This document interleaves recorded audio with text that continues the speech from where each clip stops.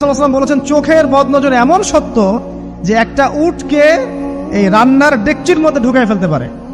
একটা উট খুব সুন্দর ভালো, আপনি দেখছেন মাশাআল্লাহ বলেন নাই, নজর লেগেছে, উটটা মারা গেছে দেন তারপর তাকে জবাই করে খেয়ে ফেলতে হয়েছে। একজন সাহাবী গোসল করছিলেন, গোসল, এটা হাদিস সহিহ, এই আলেম ওলামা যারা আছেন তারা জানেন যে এই হাদিস সহিহ।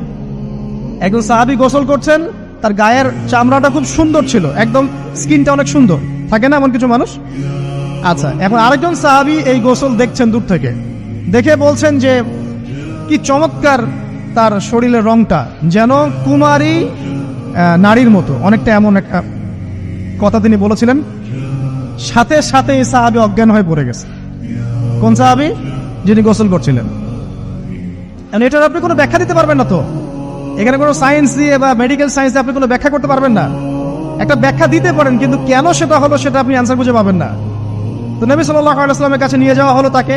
তিনি বললেন যে এই ব্যক্তির ব্যাপারে কি কেউ ভালো মন্দ কিছু বলেছিল?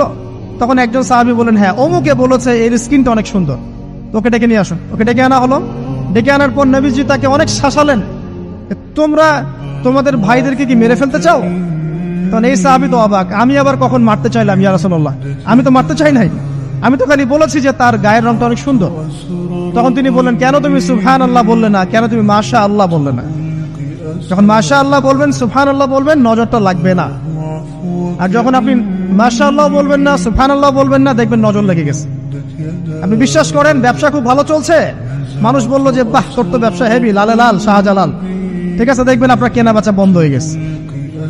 এরকম হবে, আমার কথাটা বিশ্বাস করেন। এটা কিন্তু সায়েন্স প্রমাণ করতে পারবে না, আল্লাহ এবং তার রাসূল বলেছেন।